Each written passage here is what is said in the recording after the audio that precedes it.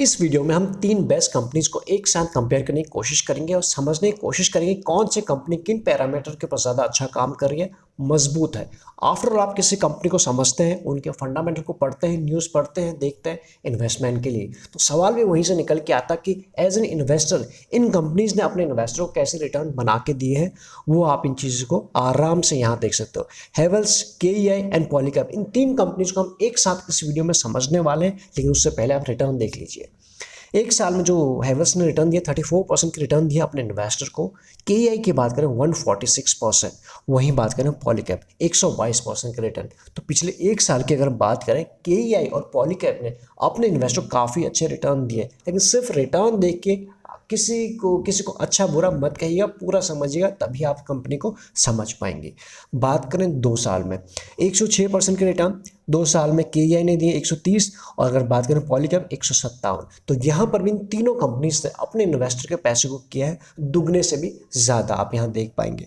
और 3 साल में यानी लॉन्ग रन की बात करें या फिर मीडियम रन की बात करें, 95 यहाँ पे डबल हुआ है ऑलमोस्ट। यहाँ पे आप देख सकते हो और भी ज़्यादा 231% के रिटर्न दिए केईआई ने।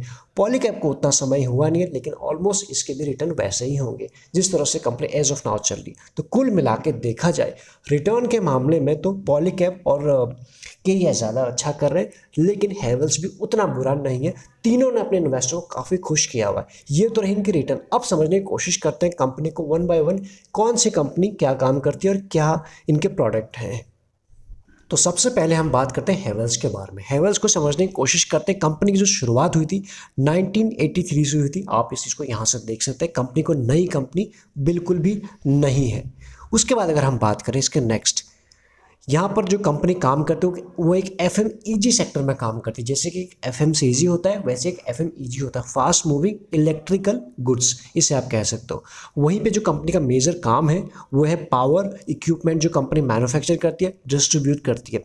प्लस उसी चीज़ को देखने की कोशिश करें, ग्लोबल प्रेजेंस है, तो ऐसा नहीं सिर्फ डोमेस्टिक लेवल पर है। ये एक हेवल्स की क्विक हिस्ट्री रही है। अगर हम बात करें जो कंपनी वाइड रेंज, जो अगर हम बात करें इनके प्रोडक्ट है, वो इंडस्ट्रियल एंड डोमेस्टिक सर्किट, इन दोनों जगह काम करती है। तो सिर्फ ऐसा नहीं है, आप इस चीज़ को समझ पा रहे होंगे। एक चीज़ तो ये रही। अब अगर इसके बात करें प्रोडक्ट पोर्टफोलियो, क्या क्या इनके प्रोडक्ट हैं। सबसे पहले अगर हम बात करें स्विच गियर में, आप यहाँ देखेंगे स्विच गियर बनाती हैं। उसके अंदर भी domestic switch gear, switches, industrial या फिर ऑटोमेटेड स्विच गियर, ये सारी कंपनी हेवल्स बनाती है। अगर हम बात करें केबल्स में, वहाँ पे power cables and flexible cables भी बनाती है। लाइटनिंग एंड वहाँ की बात करें तो लाइटनिंग स्ट्रिप्स हो गए, स्ट्रीट लाइट हो गए, सोलर लाइट एंड एलईडी, ये बनाती है हेवल्स। उसके बाद इलेक्ट्रिकल कंज्यूमर ड्यूरेबल्स की बात करें तो ये आप देख सकते हो, fan, water heater, small domestic appliances, ये सारी चीज़ें, वाटर प्योरीफायर या फिर पर्सनल ग्रूमिंग की चीज़ें यही बनाती है। और उसके बाद इनके कुछ अपने भी ब्रांड हैं। लॉयड कंज्यूमर की अगर हम बात करें, air conditioner, LED TVs, washing machine, सब कुछ ये बनाती है। यानी वन स्टॉप सॉल्यूशन ये अपने कस्टमर को देती है डोमेस्टिक लेवल पर एंड इंटरनेशनल लेवल पर। ये तो एक चीज़ रही। इसके बाद बात करें इन प्रोडक्ट के बेसिस पर कहाँ से इनको सबसे ज़्यादा रेवेन्यू निकल के आता है, तो उस चीज़ को आप यहाँ देख पाएंगे। अगर सबसे ज़्यादा जो ये कंपनी रेवेन्यू कमाती है, आता है रेवेन्यू, वो आता है, आप यहाँ देख पाएंगे, केबल से।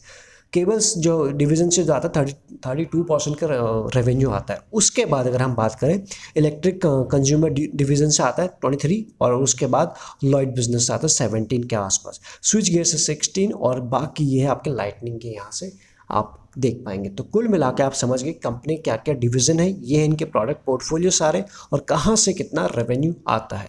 अगर हम बात करें कंपनी का मार्केट शेयर क्या है आज के दिन में, उस चीज़ को भी अगर समझने की कोशिश करें तो आप इस स्लाइड में आप देख पाएंगे। यहाँ पर एमसीबीज की अगर बात करें 18% का मार्केट शेयर इनका एज ऑफ नाउ का है।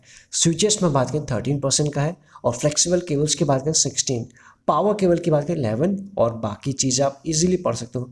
ये हम इंडिया लेवल पर बात करें, फैन में भी हैं, और उसके बाद लाइटनिंग एंड उसमें भी बात करें 14% के आसपास, वाटर हीटर में, यानी कि हर जगह इनके पास मार्केट शेयर है और ठीक ठाक से 15 से 20 के बीच में। ऐसा नहीं है कि इनके पास मार्केट शेयर नहीं है। तो कुल मिलाकर हेवल्स के बारे में कुछ शॉर्ट वे में आप इस चीज़ों को आप समझ गए होंगे।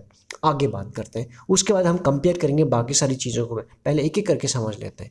नेक्स्ट अगर हम बात करें इसके बाद के ई आई की भी अगर हम बात करें, नई कंपनी ये भी नहीं है, अगर देखा जाए ये हैवेल्स से पहले से बनी हुई है। 1968 से ये कंपनी से ये तब स्टैब्लिश हुई थी, तब से काम कर रही थी। पार्टनरशिप अगर हम बात करें, शुरुआत में जो इसका नाम था अगर देखा जाए तो के ई आई का, वो अभी भी कृष्णा इलेक्ट्रिकल इंडस्ट्रीज है। तो इस तरह से आप इसको समझ सकते हैं पूरा नाम।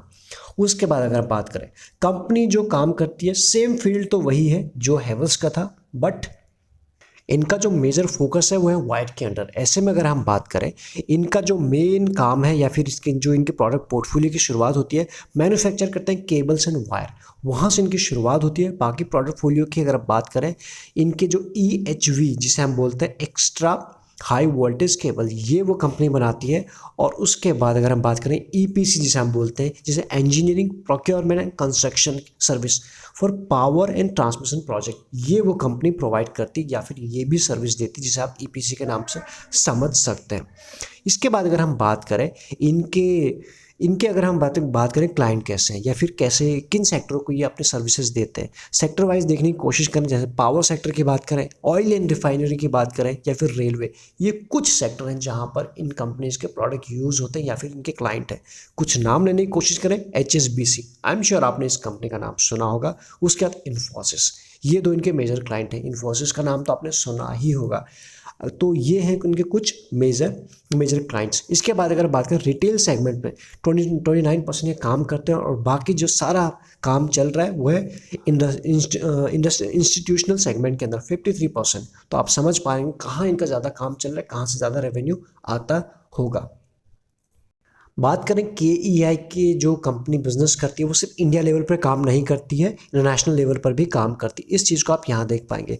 प्रेजेंस है इसकी 45+ कंट्रीज़ में इसकी प्रेजेंस है, तो जिसे आप काफ़ी अच्छा कह सकते हैं। साथ ही में कंपनी एक्सपोर्ट भी करती है। एक्सपोर्ट क्या क्या करती है, EHV की बात करें, हमारी यहाँ बात हुई थी हाई वोल्टेज, जो एक्स्ट्रा हाई वोल्टेज केबल्स, ये हो गई। MV की बात करें, और उसके बाद अगर हम बात करें LV केबल्स, तो ये सारी चीज़ें ये कंपनी एक्सपोर्ट करती है ओवरसीज में भी, यानी कि बाहर कंट्रीज़ में भी। उसके बाद अगर हम बात करें 2020 में, इनके जो एक्सपोर्ट का सेल है वो इंक्रीज हुआ था 69%। और जो पहले था 19 में, आप यहाँ देख पाएंगे 532 करोड़, वो हो जाएगा 899 के आसपास। रफली बात करें 900 CR के आसपास, जिसे आप काफ़ी अच्छा जम कह सकते हैं। तो ऐसे में हैवेल्स की बात करें, KEI की बात करें, अच्छा इनका प्रोडक्ट पोर्टफोलियो है, अच्छा ये काम कर रही है, अच्छी प्रेजेंस बनी हुई है, ये अभी तक समझ में आ रहा है।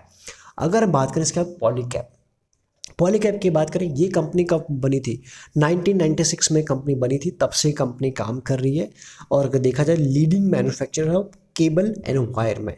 इसकी हम बात क्यों कर रहे हैं, क्योंकि अगर इसके मार्केट शेयर की बात करें, पॉलीकैब नंबर 1 की मैन्युफैक्चर में इसका नाम निकल के आता है वायर एंड केबल में, जहाँ पे इसका मार्केट शेयर है 18% के आसपास। देखा जाए हैवेल्स एंड पॉलीकैब में, इस सेगमेंट के अंदर वायर एंड केबल में, वहाँ पर इसका नाम थोड़ा सा आगे निकल के आता, लगभग दोनों एक ही रेंज के आसपास है।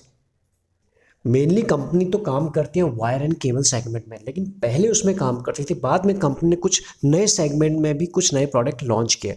अगर हम उनकी बात करें, रीसेंट की बात है, रीसेंट का मतलब कुछ टाइम हो चुका है इसको लॉन्च किए, जैसे कि कुछ कंज्यूमर इलेक्ट्रिक प्रोडक्ट के अंदर भी फैंस की बात करें, फ़ैन हो गए, स्विचेस हो गए, स्विच गियर हो गए, LED लाइट्स हो गया, ये सारे की बात करें तो ये भी बाद में कंपनी ने लॉन्च किए थे। उसके अंदर सोलर इन्वर्टर्स आ गए, पंप्स आ गए, एक्सेट्रा। ये है कुछ कंपनी के product portfolio as of now. इसके बाद अगर हम बात करें 2020 में क्या रहा, 2020 की अगर बात करें 84% ऑफ रेवेन्यू केम कहाँ से आया था, वायर एंड केबल से, जहाँ पर इनकी लीडरशिप बनी हुई है, जो हम बात कर रहे हैं यहाँ पर। उसके बाद जो 9% का रेवेन्यू आया था वो आया था FMEG से। इसी चीज़ को अगर हम देखने की कोशिश करें 2016 से लेकर 2020 में क्या चेंजेस हुआ, जो अभी 84 निकल के आया है जो रेवेन्यू इनके वायर एंड केबल से, वो पहले था 16 में 91%, यानी वहाँ से थोड़ा कम हो चुका है। वहाँ से कम हुआ तो किसने मार्केट शेयर को गेन किया, वो आप इस नंबर से देख पाएंगे। यानी कि जो 3.8 था FMEG का, वो हो चुका है 9, वहाँ पर इनका मार्केट शेयर गेन होता हुआ नज़र आ रहा है। तो अभी भी काफ़ी स्ट्रॉन्ग इनकी चीज़ें दिखाई पड़ रही। इसी तरह को अगर हम देखने की कोशिश करें, जो FMEG का जो रेवेन्यू है वो 47% CAGR से बढ़ा है। कब से, 2015 से लेकर 2020 के बीच में, जिसे आप काफ़ी अच्छा कहेंगे। तो कंपनी के प्रोडक्ट के बारे में अभी तक हमने तीनों कंपनी के बारे में जान लिया। अब समझने की कोशिश करते हैं। कंपनी तो काम अच्छा कर रही है, आई एम श्योर सभी ने इनका नाम सुना होगा। इनके वैल्यूएशन क्या बोल रहे हैं, कुछ इंपॉर्टेंट वैल्यूएशन है, इनको देख लेते हैं। अगर हम बात करें डिविडेंड यील्ड की, सबसे पहले अगर हम यहाँ से देखने की कोशिश करें, एक सेकेंड, तो अगर हम हेवल्स की बात करें 0.48 है इनका डिविडेंड यील्ड, इनका 0.17 एंड 0.37। तो डिविडेंड यील्ड के मामले में देखा जाए तो कोई भी कंपनी उतनी उतनी अच्छी डिविडेंड देती नहीं है, 1% से कम है जो हमारा मिनिमम पैरामीटर रहता है। बट इनका जो मेजर फोकस बना हुआ है वो अपनी मार्केट शेयर के ऊपर बना हुआ है, ग्रोथ के ऊपर बना हुआ है। तो ऐसे में तीनों में सबसे ज़्यादा डिविडेंड दे रही है हेवल्स। उसके बाद ईपीएस की बात करें 19, 36 एंड 54। तो सीधा सीधा हमें बता रहे हैं कि पॉलीकैब का ईपीएस काफ़ी अच्छा है, EPS is always higher is good. तो ऐसे में उसके बाद केईआई का 36 और पुअर दिखाई पड़ रहा है, तीनों के मामले में वो है हेवल्स। अदरवाइज 19-20 भी अच्छा ईपीएस होता है। इंडस्ट्री पी की बात करें, जैसे कि हमारी बात हो रही, थोड़ा सा हेवल्स का काम दोनों से थोड़ा सा अलग है, तो उसके बाद इसीलिए इनका इंडस्ट्री पी भी तो आपको थोड़ा सा अलग दिखाई पड़ेगी। इसका है 78 और ये स्टॉक का पी मिल रहा है अभी आपको 70 के आसपास। तो अपने इंडस्ट्री पी के थोड़ा नीचे ही मिल रहा है, बहुत ज़्यादा प्रीमियम पर नहीं मिल रहा है, ये एक अच्छी बात है। अगर हम इन दोनों की बात करें एक साथ, इन दोनों की यहाँ पर बात करें, इसका केईआई और पॉलीकैब दोनों लगभग एक ही इंडस्ट्री को बिलोंग करने की कोशिश करते हैं। ईपीएस तो इनका काफ़ी अच्छा है। यहाँ पर ईपीएस अगर हम बात करें इंडस्ट्री पी का 45 के आसपास है, 45.89, और ये दोनों मिल रहे हैं आपको 32 के आसपास और ये मिल रहा है 49 के आसपास। तो ऐसे में पी के हिसाब से देखने की कोशिश करें हेवल्स एंड केईआई में, आपको केईआई अभी भी अपने इंडस्ट्री पी से कम दाम पर मिल रहा है। तो ये तो एक चीज़ रही। और उसके बाद डिलीवरी की बात करें आखिरी ट्रेडिंग डे के, तो ऐसे में डिलीवरी जो हुई है 48% की हुई है हेवल्स में, 49 की हुई है केईआई में और 22 की हुई है पॉलीकैब में। पॉलीकैब में एक अच्छा आपको हमको देखने को मिला है रिसेंट की अगर बात करें, तो ऐसे में हो सकता है ऊपर के लेवल से कुछ प्रॉफिट बुकिंग भी आ जाए, वो अलग चीज़ है। लेकिन हम यहाँ पे कुछ और चीज़ों को डिस्कस कर रहे हैं। तो क्या समझ में आया, इनकी जितनी भी वैल्यूएशन है सभी कंफर्टेबल लेवल के आसपास है, बहुत ज़्यादा ओवर वैल्यूड नहीं है या फिर एक्स्ट्रा प्रीमियम पे नहीं चल रहे हैं। तो वैसे में ईपीएस के मामले में पॉलीकैब नंबर 1 पे आ रहा है और उसके बाद केईआई दूसरे नंबर पर आ रहा है। इंडस्ट्री पी के हिसाब से देखा जाए तो दोनों सभी अपने अच्छे ही रेंज पे चल रहे हैं देखा जाए तो तीनों, लेकिन सबसे कम में जो चल रहा है वो है केईआई इंडस्ट्री। अब जो ये ईपीएस है, जो हमने रिटर्न देखे थे पहली स्लाइड में, इनको ड्राइव कौन कर रहा है, इनके पीछे क्या है रीजन, वो आपको ये स्लाइड बता देगी। ईयरली रिजल्ट आपके सामने एक एक करके ध्यान से देखिएगा तभी समझ में आएंगे। सबसे पहले अगर हम हेवल्स की बात करते हैं, ये है सेल्स, ये लाइन इससे इधर आपको मिलेगी सेल्स, ये है इसके ऑपरेटिंग प्रॉफिट यहाँ पे लिखे हैं नीचे, और ये है इसका नेट प्रॉफिट। इस तरह से आप तीनों को समझ सकते हैं। तो अगर हम बात करें इनकी सेल्स कैसी रही 18 से लेकर 2021 के टीटीएम तक की हम बात करेंगे कर रहे हैं, यानी कि अभी तक का। तो ऐसे में क्विकली हम समझ लेते हैं, बाकी आप चीज़ों को ग्राफ के फॉर्म में भी देख सकते हैं। 8000 प्लस था, उसके बाद 19 में 18 में था 8000 प्लस इसकी सेल थी, फिर उसके बाद 19 में 10,000 प्लस, उसके बाद 19 में डिप आया 9 के आसपास और वापस रिकवरी हो चुकी है 12 के आसपास। तो ऐसे में सेल्स तो इसके अपट्रेंड में बनी हुई है हेवल्स की। ऑपरेटिंग प्रॉफिट की बात कर लेते हैं, 1100, उसके बाद 19 में डिप और उसके बाद 1800, यानी यहाँ पर भी आपको इनके ऑपरेटिंग प्रॉफिट में भी आपको अच्छी जंप आते हुए नजर आ रही है। यही चीज़ को अगर हम देखने की कोशिश करें नेट प्रॉफिट में 662, 788, 735, ये तो जो 19 में डिप दिखाई पड़ रहा है, और उसके बाद 1000 प्लस, यानी अभी तक के 18 से लेकर अभी तक के सबसे ज़्यादा नेट प्रॉफिट अभी हमें दिखाई पड़ रहा है। तो कुल मिला के नंबर्स पॉजिटिव है, स्ट्रॉन्ग अप मूव में बने हुए हैं। यही बात करें अगर हम केईआई में, 3000 इसकी सेल थी 18 में, 3000 प्लस, उसके बाद 4000 प्लस 19 में, उसके बाद 4008 अगेन फिर 20 में, और उसके बाद 21 के बाद 4770। छोटी सी डिप दिखाई पड़ रही है, लेकिन नंबर्स अभी भी काफ़ी स्ट्रॉन्ग हमें दिखाई पड़ रही है। जो 19 में हमें हेवल्स में डिप दिखाया था वो केईआई में हमें नहीं दिख रहा है, लेकिन जो 20 में रिकवरी है वो वैसे इसमें नहीं है। तो आप इस चीज़ को समझ पा रहे हैं, कभी किसी के लिए कोई ईयर किस कंपनी के लिए, कोई किसी और के लिए। उसके बाद अगर हम बात करें इनके ऑपरेटिंग प्रॉफिट के ऊपर, यहाँ आप देखेंगे तो ये 339, उसके बाद 442 अगेन जंप, फिर 496 अगेन जंप, और यहाँ पर हमें जंप दिखाई पड़ रहा है। तो केईआई के ऑपरेटिंग प्रॉफिट में आपको कहीं भी डिप नज़र नहीं आ रहा है।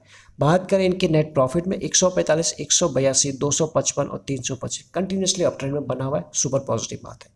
पॉलीकैब की बात कर लेते हैं, इनकी जो सेल्स है 18 में वो है 6000 प्लस, उसके बाद 19 में 7,000 प्लस, 19 में 8,000 प्लस और 10,000 प्लस। तो कुल मिला के इनके किसी भी ईयर में, जैसे कि हैवेल्स की बात करें 19 में इनको इम्पैक्ट पड़ा, और बात करें KEI की तो 20 में इम्पैक्ट पड़ा, और इनके साथ कोई भी इम्पैक्ट हमें आते हुए नहीं आ रहा है। इनके पिछले 4 सालों में सेल्स पॉजिटिव बनी हुई है।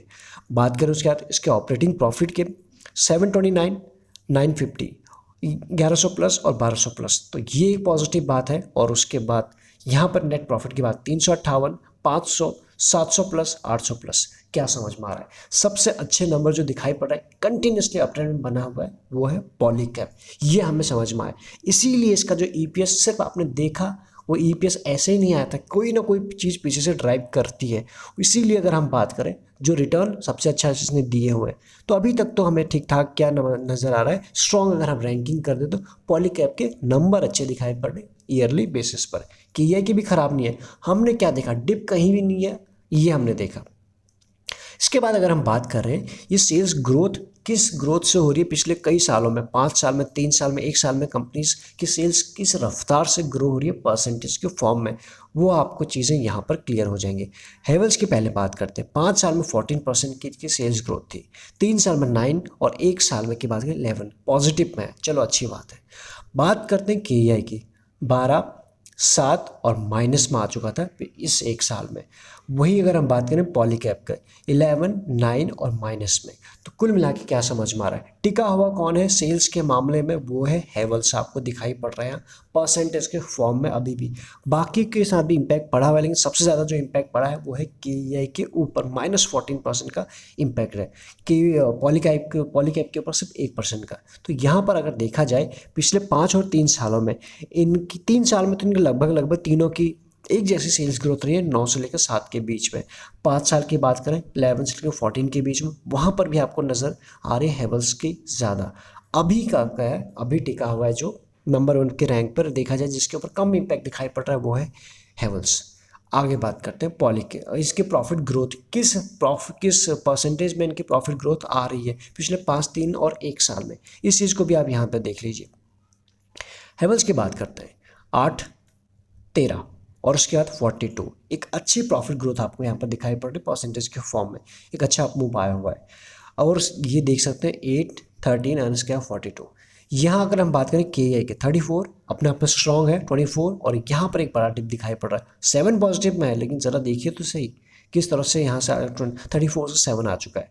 इसकी बात करें अगर पॉली का 34, 32 स्ट्रॉन्ग यहाँ पर भी स्ट्रॉन्ग, यहाँ पर हमें डिप दिखाई पड़ रही है। तो ओवरऑल देखा जाए इनके नंबर्स अच्छे हैं, तीनों के अच्छे हैं। लेकिन पिछले 1 साल में क्या रहा है, पिछले 1 साल में बहुत सारी चीज़ें चेंज हुई है। कोविड की वजह से किस तरह से इम्पैक्ट पड़ा है ह्यूमन पर, हेल्थ पर, हर जगह हम जानते हैं, बिजनेस पर। उसके बाद भी सबसे ज़्यादा स्ट्रॉन्ग सेल्स और प्रॉफिट ग्रोथ में जो कोई खड़ा है वो दिखाई पड़ रहा है हमें हैवेल्स।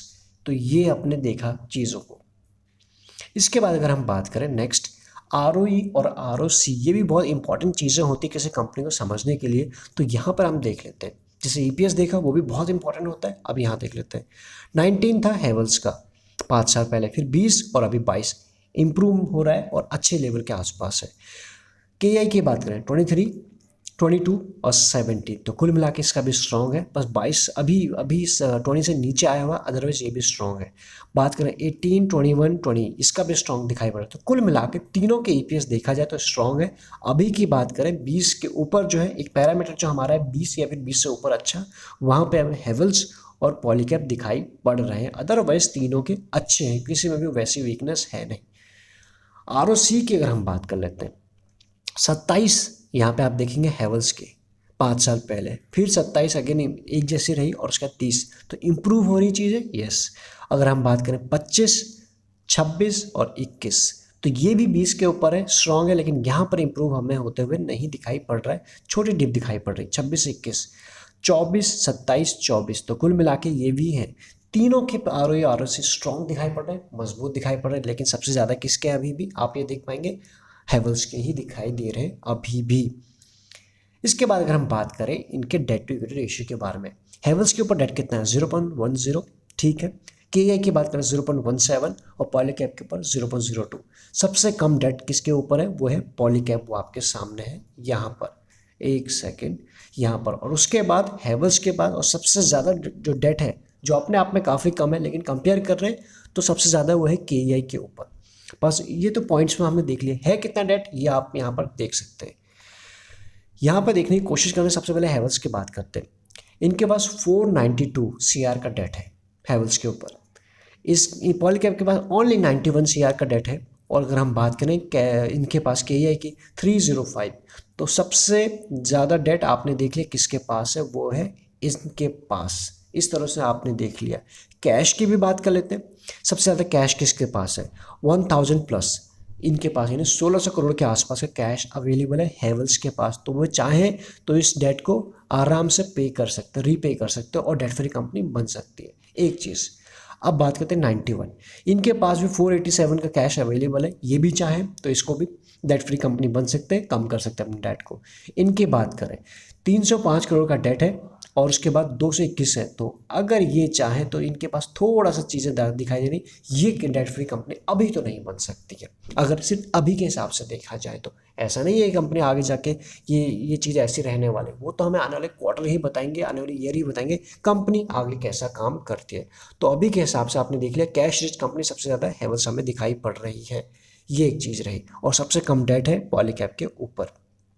सारे इंपॉर्टेंट लिंक्स अगर हम बात करें, अगर टेलीग्राम की बात करें या फिर अगर आपको लगे यूज़फुल ज्वाइन बटन की बात करें, सारे आपको डिस्क्रिप्शन में मिल जाएंगे। या फिर आपके पास डीमैट अकाउंट नहीं है, उसके भी लिंक्स आपको डिस्क्रिप्शन में मिल जाएंगे। अगर लगे यूज़फुल तो आप हमारे साथ जुड़ सकते हैं। नेक्स्ट अगर बात करें शेयर होल्डिंग पैटर्न के बारे में, यहाँ पर देखने की कोशिश करें किसके शेयर होल्डिंग पैटर्न ज़्यादा मजबूत है। आप ये देख सकते हो, ये डेटा है दिसंबर 2021 का। प्रमोटर के पास हैवेल्स में 60+, ठीक है, मजबूत है। वहीं बात करें पॉलीकैब में 68, तो प्रमोटर के पास और ज़्यादा यहाँ दिखाई पड़ रहा है। और सबसे कम किसी में है वो है KEI में 38 के आसपास। तो कुल मिला के प्रमोटर के पास ज़्यादा दिखाई पड़ रहे हैं पॉलीकैब में, एंड देन उसके बाद हैवेल्स में। इसके बाद FIs की बात कर लेते हैं। FIs सबसे ज़्यादा जो बुलिश हैं वो दिखाई पड़ रहे हैं हैवेल्स पे, 26% की होल्डिंग उसमें है। और अगर हम बात करें पॉलीकैब में, उनके पास 7% की और 22% की इसमें।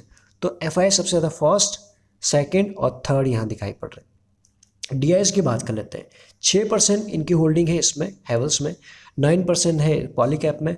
और DIs की बात करें 24% यहाँ है। तो जो प्रमोटर ने यहाँ कम किए हैं ना, तो इन दोनों ने यहाँ पे इन्होंने एड ऑन कर लिया, थोड़ा थोड़ा यहाँ पे ले लिया, DIs और FIs ने ले लिए।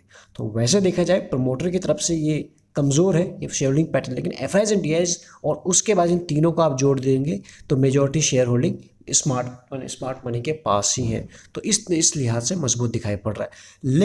लेकिन अगर हम उस किसी चीज़ों में ना फंसे, सीधा बोलें तो सबसे ज़्यादा किसका अच्छा दिखाई पड़ रहा है, जिन प्रमोटर के पास जिसके ज़्यादा है, और FIs और DIs की एक्टिविटी जिनमें बनी हुई है। तो ऐसे में हैवेल्स एंड पॉलीकैब वहाँ पे ज़्यादा अच्छे काम करते हुए नजर आ रहे हैं। बात करें पब्लिक कहाँ बुलिश है, अगर पब्लिक की बात करें तो 8% है उनके पास हैवेल्स में। उसके बाद बात करें 16% पॉलीकैब में और 16% दिखाई पड़ रहे हैं KEI में। तो यहाँ पर मेजॉरिटी जो आंसर मिल रहा है हमको वो है पॉलीकैब एंड KEI में, ये आपको दिख रहा है। आपको कौन सी कंपनी अच्छी लगती है ये आपको डेफिनेटली हमको बताना है कमेंट में। इसके बाद बात करते हैं FIs and DIs and promoter के बाद, पब्लिक के बाद भी म्यूचुअल फंड कौन से किस कंपनी में इन्वेस्टेड है। चारों में इन्वेस्ट, 4 कंपनी तीनों में इन्वेस्टेड है, आप यहाँ देख सकते हो। एक एक करके पढ़ सकते हैं चाहे तो, इसमें आप कितनी उनकी होल्डिंग है ये भी आप देख सकते हैं। सबसे पहले अगर हम बात करें KEI में जो म्यूचुअल फंड इन्वेस्टमेंट है वो आप देख सकते हो, Franklin, built India direct fund growth, ICICI prudential small cap fund direct growth, Invesco India small cap और फ्रैंकलिन इंडिया फोकस इक्विटी, ये है वो 4 फंड। बात करें पॉलीकैप में, Sundaram infra advantage, Tata retirement, Tata flexi and DSP the infra, ये है इस पॉलीकैप के। हो सकता है आप म्यूचुअल फंड में भी इन्वेस्ट करते हैं, आई एम श्योर आपको करना चाहिए, आपको अपने पोर्टफोलियो को डाइवर्सिफाइड रखना चाहिए, तो आप इनमें से इनका नाम जानते होंगे। अगर आप म्यूचुअल फंड में काम नहीं करते तो आपके लिए ये फंड आप उसका नाम नहीं जानते होंगे, हो सकता है आपके लिए ये स्लाइड बोरिंग भी हो सकती है। तो ऐसे में अगर हम बात करें हैवेल्स में, कैनरा रेपको कंज्यूमर और उसके बाद UTI flexi cap, Tata retirement saving और मिरई एसेट, ये है चार वो म्यूचुअल फंड जिन्होंने इन कंपनीज में इन्वेस्ट किया। कितना है परसेंटेज फॉर्म में नीचे लिखा हुआ है। तो हमने मैक्सिमम डिटेल जो है इस वीडियो में कवर करने की कोशिश की तीनों कंपनीज के बारे में। अगर आपको हमारी जो टीम की मेहनत अच्छी लगती है तो डेफिनेटली आप हमें बताइए, अपना रिएक्शन हम तक पहुंचाइए कमेंट के थ्रू या फिर लाइक करके, या फिर जैसे भी आप चाहें। तो सारे इंपॉर्टेंट लिंक्स तो आपको डिस्क्रिप्शन में मिल ही जाएंगे, उन्हें भी एक दफ़ा चेकआउट कर लीजिएगा। बस ये बताइए कि आपको इन तीनों में से कौन ज़्यादा अच्छी लगती है, किस में आप इन्वेस्टेड हैं या फिर इन्वेस्टमेंट करना चाह रहे होंगे। एक बार में वीडियो हो सकता है पसंद ठीक समझ में ना आए ठीक से, आराम से 2 बार देखिए, समझिए अच्छे से, उसके बाद ही कोई राय अपनी बनाइए। तो इस वीडियो में इतना ही, मिलेंगे नेक्स्ट वीडियो में। Thank you so much.